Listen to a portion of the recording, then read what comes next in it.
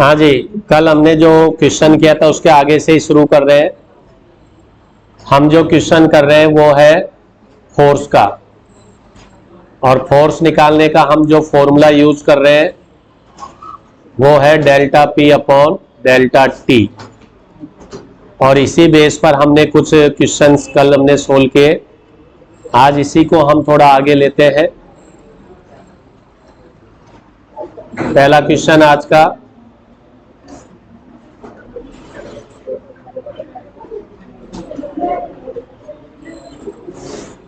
हमारे पास एक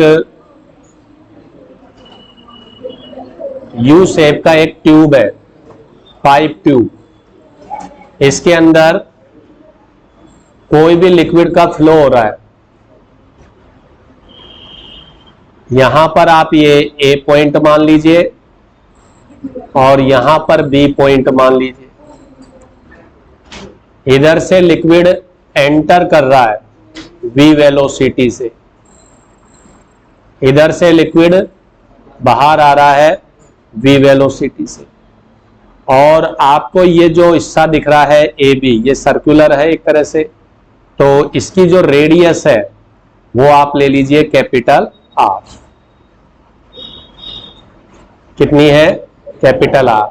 आपको ये बताना है कि ए और बी के बीच एवरेज फोर्स कितना होगा। What is the average force between A and B.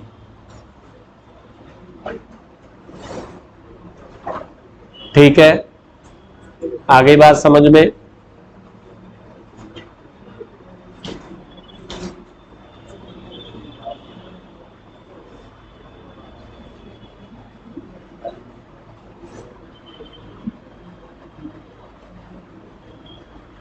आप एक काम कीजिए, इसमें अभी वाटर को छोड़ दीजिए, कोई पार्टिकल का ले लेते हैं।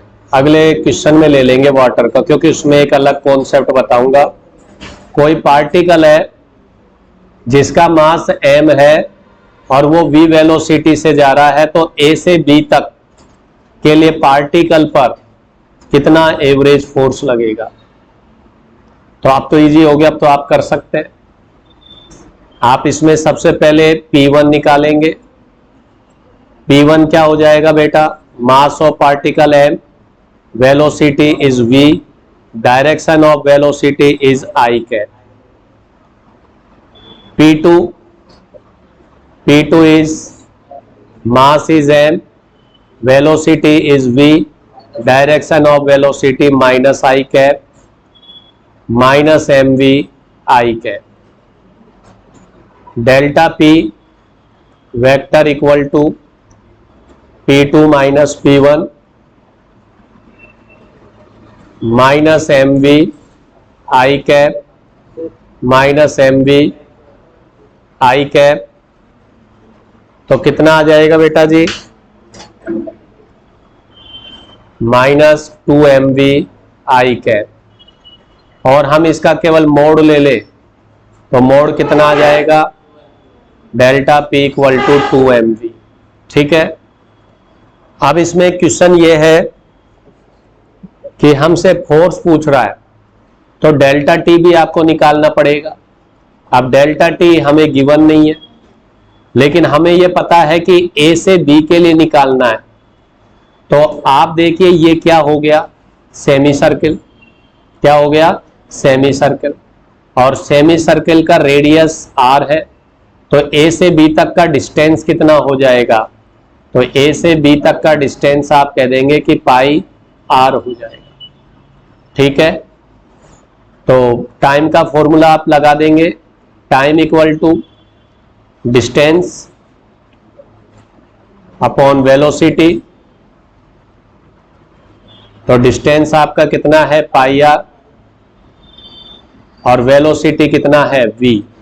This is delta T. तो a से b तक जाने में कितना टाइम लगेगा? Delta R v।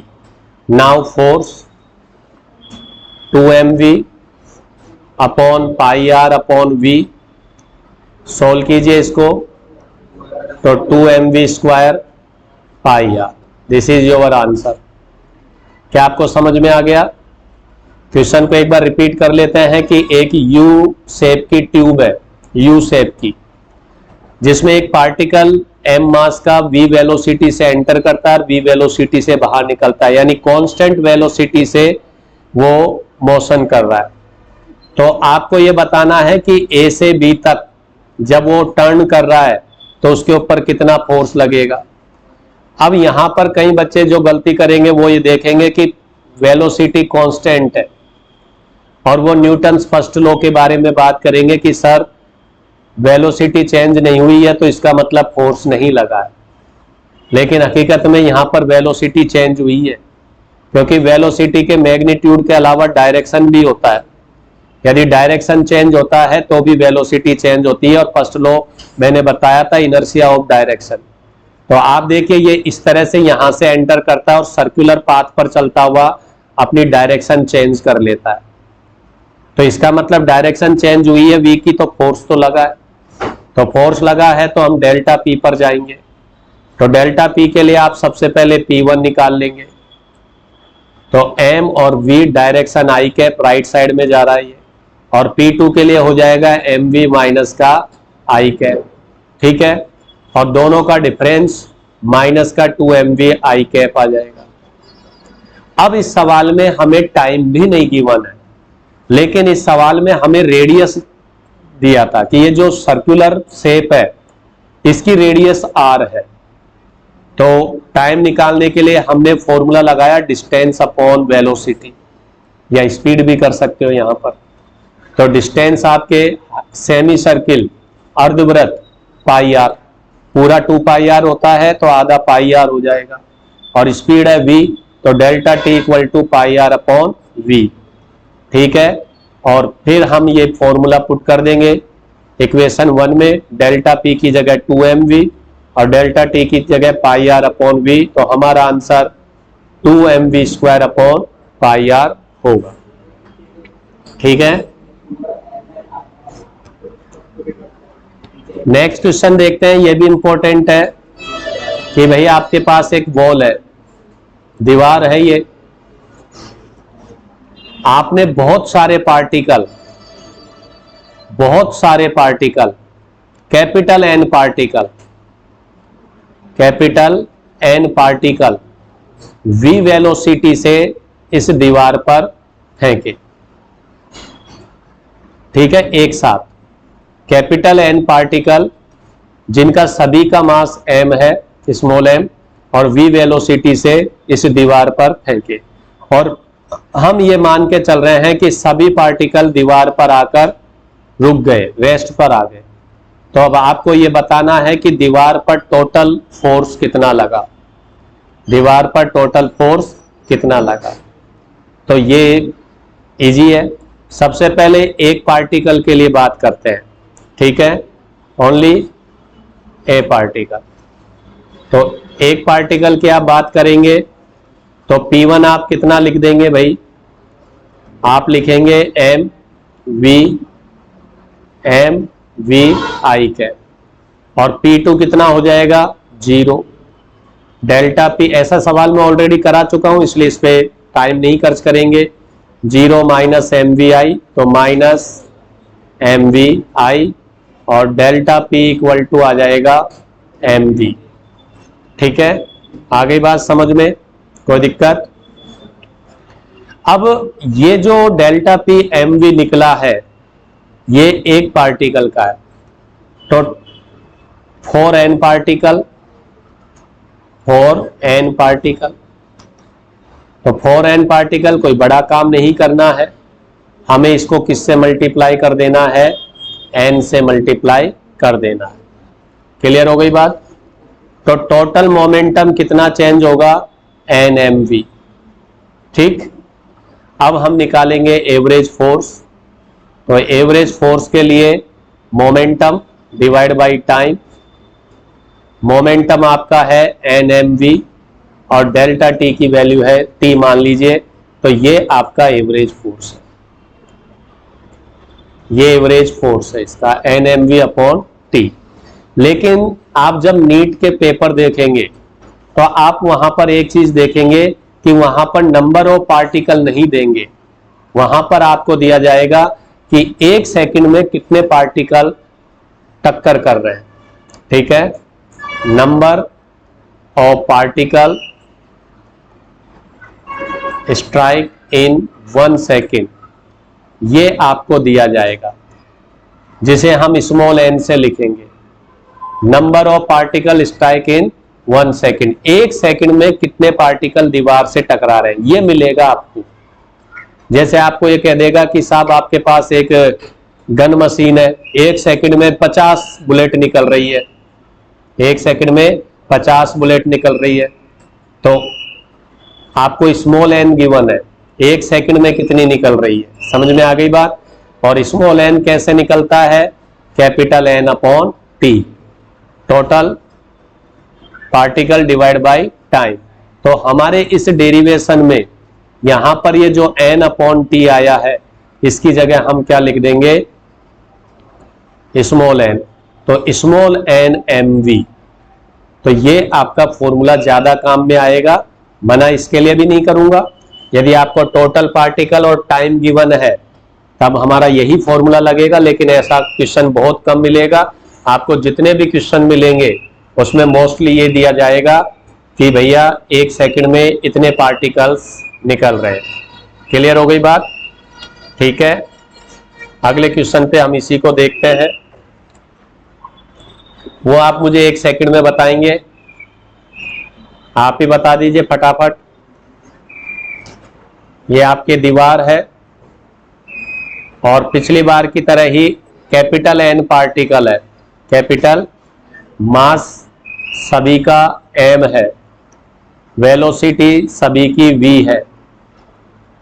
पिछली बार आपने कहा कि जब ये दीवार से कोलाइड करते हैं तो टक्कर के बाद वो वहीं रुक जाते हैं। अब के हम ये कहते हैं कि कोलाइड होती है और वो v वेलोसिटी से ही रिटर्न होते हैं, v वेलोसिटी से ही रिटर्न होते हैं। तो मैंने ऐसा सवाल आपको कराया था और आप मुझे कह देंगे कि सर इसका आंसर हो जाएगा 2mv। करवा चुका हूं, आप पीछे जाकर इसको देख सकते हैं, 2mv। ठीक है, अब n पार्टिकल के लिए कितना हो जाएगा, n पार्टिकल के लिए delta p equal to 2nmv। और फोर्स कितना हो जाएगा बताइए मुझे, 2nmv अपॉन t। और n बाई टी की जगह आप क्या लिखने वाले हैं, स्मॉल n। तो आपका फोर्स कितना आ जाएगा, 2nmv। यदि कोई पार्टिकल दीवार से टकराकर उसी वेलोसिटी से रिटर्न करता है तो उसका आंसर होगा 2nmv। क्या आपको मेरी बात समझ में आ गई, कोई दिक्कत। ठीक है,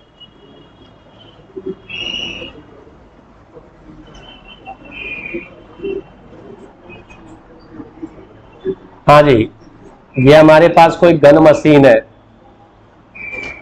ठीक है, अब गन मशीन है, यहां पर आपके ये बुलेट निकल रही है। बुलेट का मास कितना है, स्मॉल m। बुलेट का मास कितना है, स्मॉल m। ठीक है, और हम ये मान रहे हैं कि 1 सेकंड में स्मॉल n बुलेट्स निकल रही है। ठीक है, 1 सेकंड में स्मॉल n बुलेट निकल रही है। ठीक है, तो आपको ये बताना है कि कितना इस पे गन पर कितना फोर्स लगेगा, गन पर कितना फोर्स लगेगा। तो कोई बड़ा काम नहीं है। P1 कितना लिखोगे, 0। P1 कितना लिखोगे, 0। वेलोसिटी बुलेट की v मान लो सबके लिए बुलेट की। और P2 कितना लिख दोगे, टोटल बता दीजिए डायरेक्ट, n m v और डायरेक्शन i कैप मान लो। तो डेल्टा P डायरेक्ट बता दीजिए मोड में मुझे क्या मिलेगा, n m v। और फोर्स कितना मिल जाएगा, n m v upon time. तो आप आंसर दे देंगे small n m v, small n m v। यहां पर P1 0 क्यों लिया, सबके समझ में आ गया होगा। शुरू में बुलेट इसके अंदर होगी, गन के अंदर वो रुकी हुई होगी, जब आप ट्रिगर दबाएंगे तब वो बाहर निकलेगी।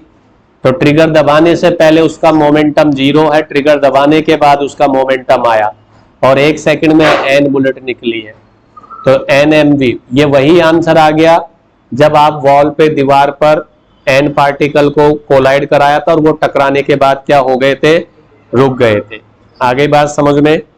ठीक है, एक क्वेश्चन और देखते हैं हम। मान लेते हैं कि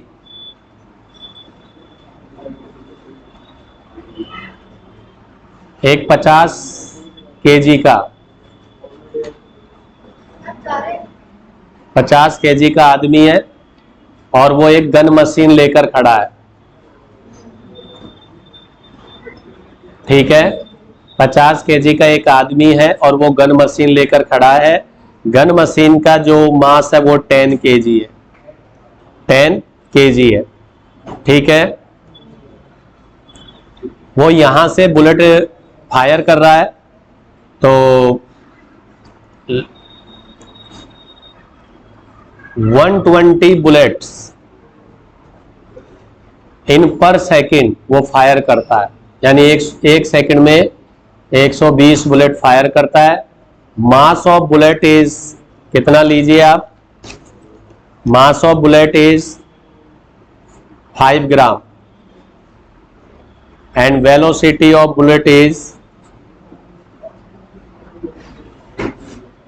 100 मीटर पर सेकेंड। तो आपको ये बताना है कि इस आदमी का एक्सेलरेशन क्या होगा, यानी कि ये पीछे किस एक्सेलरेशन से जाएगा। चिकना फिर से फ्रिक्शन बिल्कुल भी नहीं है, तो जब वो गन चलाएगा तो पीछे की तरफ एक्सेलरेट होगा, तो वो एक कितना होगा आपको ये बताना है। क्या बता पाएंगे? बिल्कुल इजी है, force equal to NMV। n कितना है 120 बुलेट इन पर सेकेंड, मास कितना है 5/1000 क्योंकि ग्राम में दे रखा है, केजी में बदलेंगे, और वेलोसिटी 100। 3 0 से 3 0 कट गया तो कितना आ जाएगा 60 न्यूटन फोर्स लगेगा। लेकिन आपसे फोर्स नहीं पूछा है, एक्सेलरेशन पूछा है। तो एक्सेलरेशन का फॉर्मूला क्या हो जाएगा, F upon total mass, F upon total mass. तो 60 टोटल मास 50 केजी का आपका मैन है और 10 केजी की गन है, तो 60 अपॉन 60 1 मीटर सेकेंड -2। जैसे ही मैन गन चलाएगा वो पीछे की तरफ चलना शुरू हो जाएगा और उसका एक्सेलरेशन कितना होगा 1 मीटर सेकेंड -2, यानी वो पीछे स्लिप हो जाएगा गन चलाने के साथ ही। और यदि ये पूरा चिकना सरफेस है तो वो स्लिप होता ही चला जाएगा। समझ में आ गई बात? और वो कंटिन्यू गन चलाता रहेगा तो एक्सेलरेशन भी बढ़ता जाएगा 1 मीटर सेकेंड -2। क्लियर हो गई बात?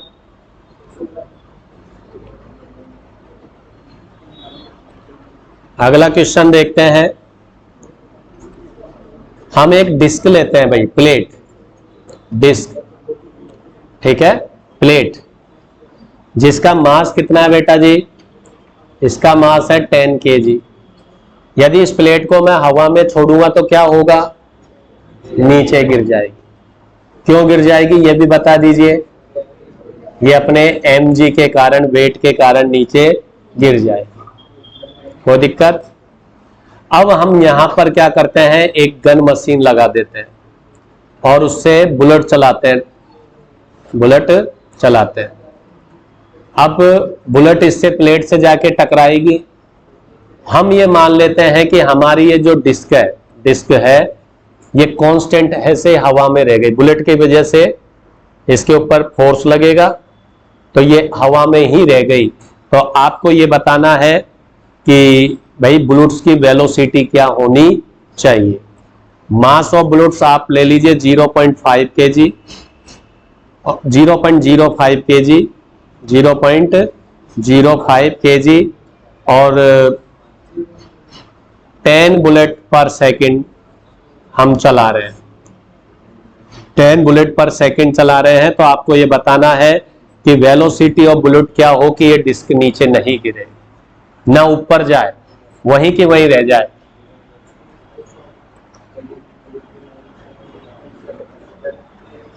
बताइए। तो सीधी सी बात है, जब ये बुलेट जाके प्लेट से टकराएगी तो ये प्लेट के ऊपर फोर्स लगाएगी F। ये प्लेट इसी जगह बनी रहे, इसके लिए जरूरी है कि ये F किसके इक्वल हो जाए, mg के इक्वल हो जाए, तब प्लेट ना तो ऊपर जाएगी ना नीचे आएगी। और सीधी सी बात है, जब बुलेट उससे जाके टकराएगी तो हम ये मानेंगे कि वो रेस्ट पर आ गई है। तो ऐसी कंडीशन में F की वैल्यू क्या हो जाएगी, nmv equal to capital mg। ये सॉरी कैपिटल mg है, ये आपके प्लेट का मास है, कैपिटल mg। हाँ जी, तो स्मॉल n आपको दिया है 10 बुलेट इन पर सेकेंड, m आपको दिया है 0.05 kg, v हमें निकालना है, कैपिटल M है 10, g को आप 10 ले लीजिए, 10 से 10 कैट हो गया, तो v की वैल्यू कितनी आ जाएगी, 200 मीटर पर सेकेंड। यदि इतनी वेलोसिटी से बुलेट जाके टकराएगी तो आपकी प्लेट वहां पर कांस्टेंट रह जाएगी, अदरवाइज ये नीचे गिर जाएगी। ठीक है,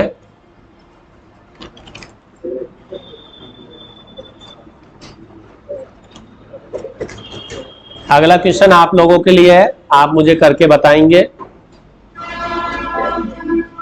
क्योंकि आपको जाना पहचाना लगेगा वो क्वेश्चन। दीवार है, 2 kg का मास है और वो 10 मीटर पर सेकंड से आ रहा है 30 डिग्री पर, और आफ्टर कोलिजन वो 10 मीटर पर सेकंड से ही जा रहा है और 30 डिग्री के एंगल पर ही। तो आपको बताना है कि फोर्स कितना होगा, फोर्स कितना होगा यदि कांटेक्ट टाइम 0.25 सेकंड है। आपको ये आंसर 10 सेकंड में बताना है, क्योंकि हम कर चुके हैं ये सवाल।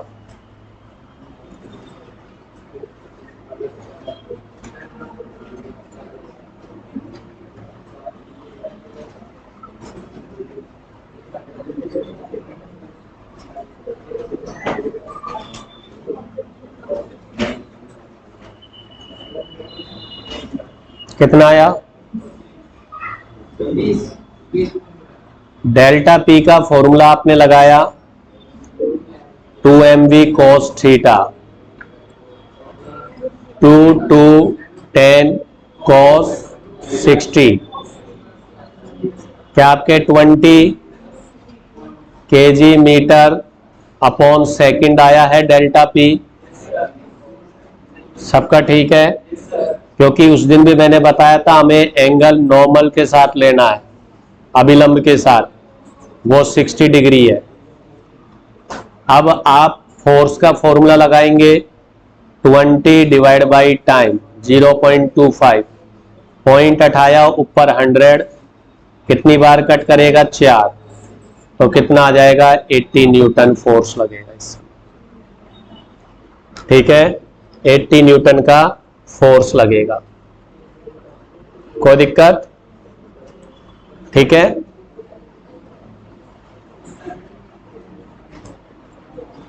हाँ जी, अगले टॉपिक पर आते हैं,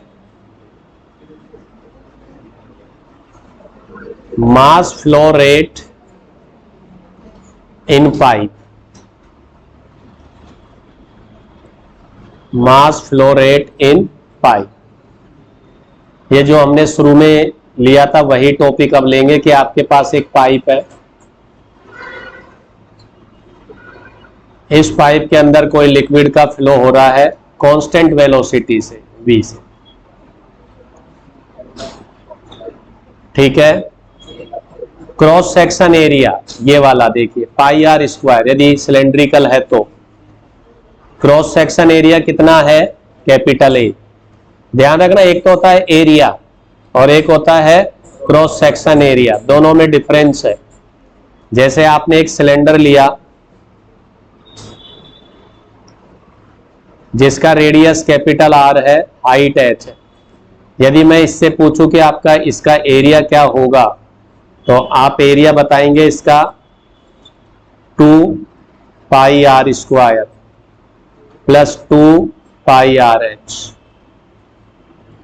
ठीक है, लेकिन मैं इसमें पूछूं कि क्रॉस सेक्शन एरिया कितना होगा, क्रॉस सेक्शन एरिया हिंदी में क्या बोलते हैं क्रॉस सेक्शन एरिया को?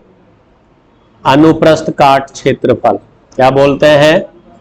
अनुप्रस्थ काट क्षेत्रफल। दूसरा नाम भी होता है हिंदी में परिच्छेद क्षेत्रफल।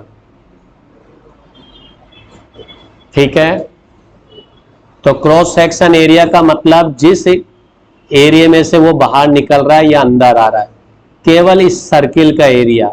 तो इसका आंसर कितना आ जाएगा? पाई आर स्क्वायर। कितना आ जाएगा? पाई आर स्क्वायर। क्या आपके दिमाग में बैठ गई बात? एरिया मतलब ये तो टोटल हो गया 2 पाई आर स्क्वायर, यहां का पाई आर स्क्वायर, यहां का पाई आर स्क्वायर, और बीच वाले हिस्से का क्या होता है? 2 पाई आर एच। समझ में आ गई बात?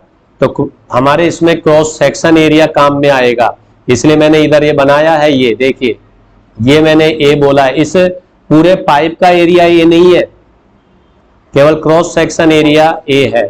जैसे मान लीजिए आपने कोई क्यूब बनाया,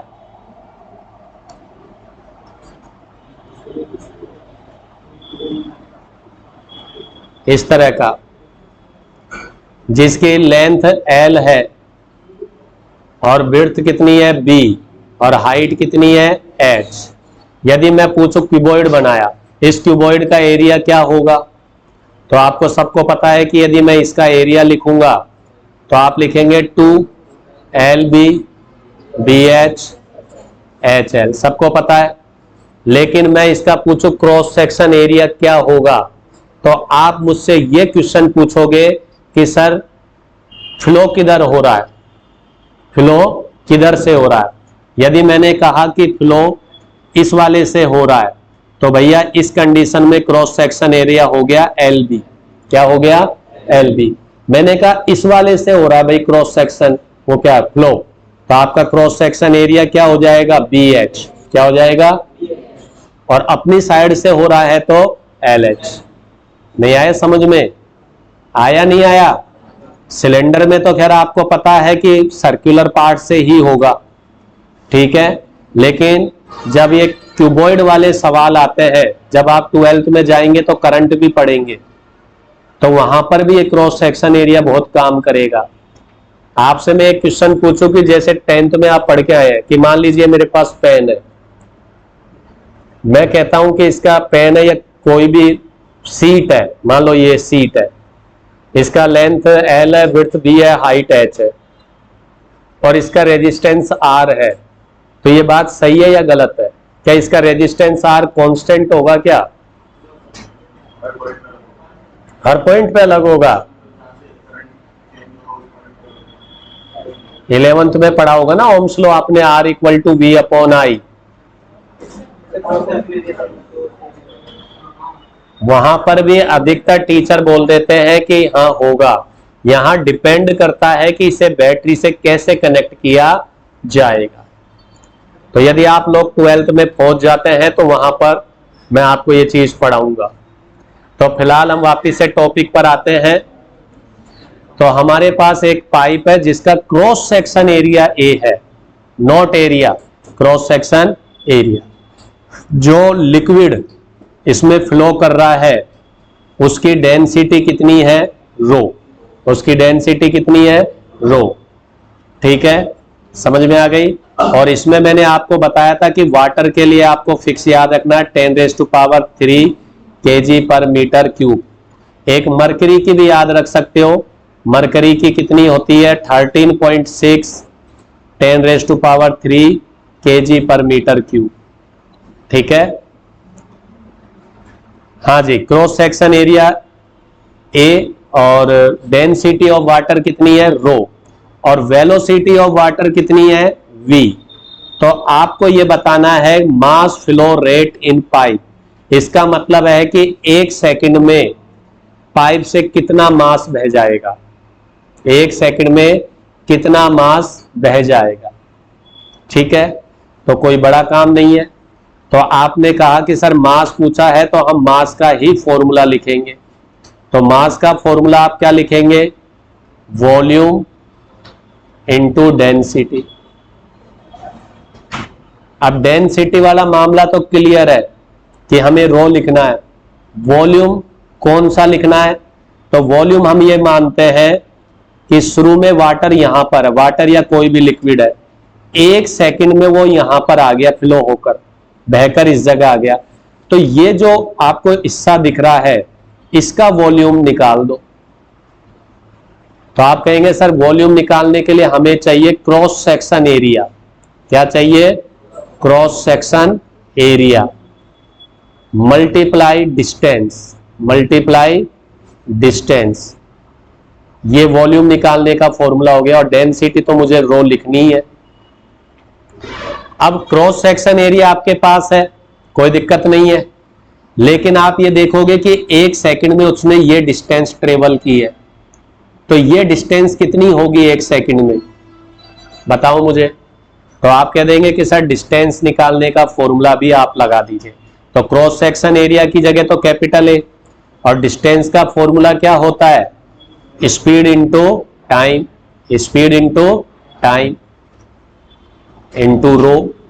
तो बताइए आपका मास का फॉर्मूला क्या हो गया, सब बोलो, ए वी टी रो, ए वी टी रो। ये टी टाइम का मास है, मैं 1 सेकंड का बोल रहा हूं तो टी की जगह क्या पुट कर देंगे, 1 पुट कर देंगे। तो समझ में आ गई बात। तो आप मुझे बताइए कि m अपॉन टी की वैल्यू क्या आ जाएगी, ए वी रो। इसे अच्छे से याद करना है। और यदि स्पीड सेम रहती है पूरे पाइप में तो आप dm अपॉन dt भी लिख सकते हो, ए वी रो। क्या आपको समझ में आ गया मैं क्या कहना चाह रहा हूं? क्योंकि आपको इस तरह के सवाल चैप्टर 10 में मिलेंगे फ्लूइड मैकेनिक्स में। फ्लूइड मैकेनिक्स में पाइप में पानी बहेगा और हम ये निकालेंगे कि 1 सेकंड में कितना मास गया। तो आपको यदि ये फॉर्मूला याद है ए वी रो तो आप 1 सेकंड में बता देंगे। अदरवाइज आपको पहले मास का फॉर्मूला लगाना पड़ेगा, वॉल्यूम इनटू डेंसिटी। फिर वॉल्यूम का फॉर्मूला क्या होता है, cross section area into distance. Normally height कहते हो आप, 10th क्लास में आपको हाइट बोलते हैं। Cross section area into height into rho, और डिस्टेंस का फॉर्मूला स्पीड इंटू टाइम। तो टी को अपॉन में कर दिया तो पर सेकंड कितना आ जाएगा, ए वी रो। क्या आपको मेरी बात समझ में आ गई? क्या कोई दिक्कत? तो आज का आखिरी क्वेश्चन हम करते हैं और क्लास को फिर खत्म करते हैं। ये एक दीवार है,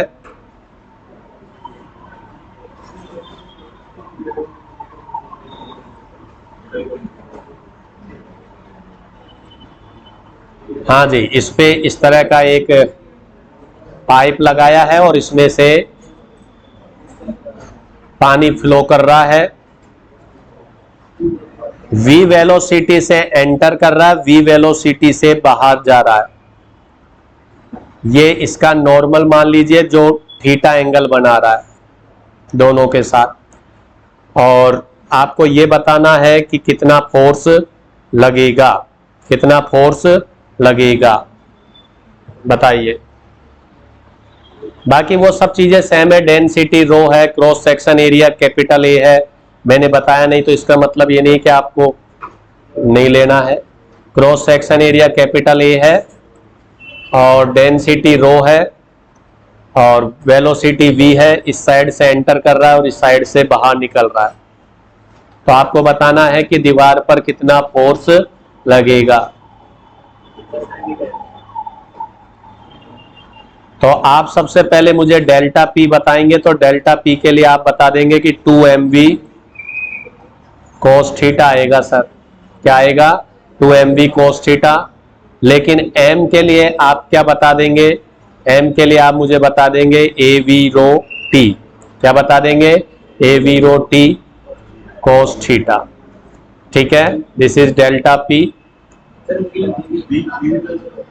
v गायब हो गया क्या, तो क्या v स्क्वायर हो जाएगा। अब फोर्स का फॉर्मूला बताइए, delta P upon delta T.